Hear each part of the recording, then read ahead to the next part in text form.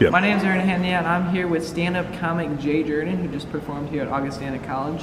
And he was just on Jimmy Fallon a couple weeks ago. So would you tell me a little bit about that? How does it work more so behind the scenes? You know, what people don't usually know about a TV show. So for late night sets in general, and particularly for the Tonight Show starring Jimmy Fallon, there's a booker, and that booker books the comics. And so I found out about 12 days out that I was going to be on the show. I'd been in contact with the booker for we've known each other for almost a year, and he'd known my material, and he really liked it. And so I was like on the short list of people, but I didn't think I was going to be on the show until next year. And so when I got the call, I was like, oh, okay. And so you say thank you, and you say yes, I'm available, and then you kind of just instantly start working on that 5 minutes, and you just start refining. It's really cool because you get there around 3 o'clock, 3 o'clock Eastern time, and then you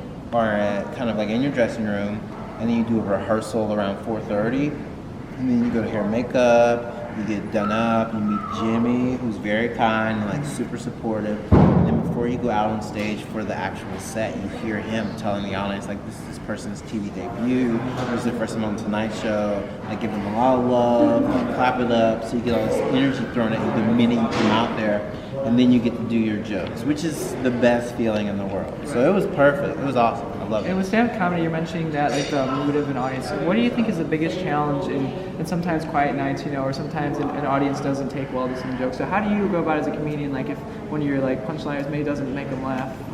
I try to be aware and be, like, with that audience, and that audience is that audience, and that audience is there for that show, and you kind of have to meet them on their level, but also be genuine and actually listen and respond to things, because every now and then people kind of throw too much energy at an audience, and if it's a smaller or an intimate crowd, you don't necessarily have to be as big, and just adjusting like the aperture of your lens for that crowd is always going to be helpful. So even if a joke falls flat, like sometimes people say, oh, it's the audience, but I argue 70 to 80% of the time it's the comic not executing it the way that they should have, and maybe it's because they're nervous about the audience being either larger or smaller or not as responsive as they like, but you can always find a way to hook them.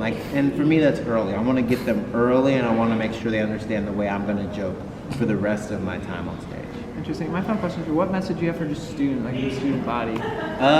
College kids are cool. Any comic that says college kids are hard to do comedy for should just work smarter. Like we can't say, oh, this generation can't laugh at anything, when this is a generation that created Vine, that created TikTok, that does like viral Twitter videos. Like these kids or these students are like inherently comedic and like aware of the comedic legacy that's been created before them. We just can't be terrible. And because people are a bit more respectful now, and there's tons of words that might have flown in the 90s and 80s and even early 2000s that you can't just get on stage and scream anymore. Like, don't get mad about it, just write better stuff. Well, thank you for your time. I Thank appreciate you. it. Thank you.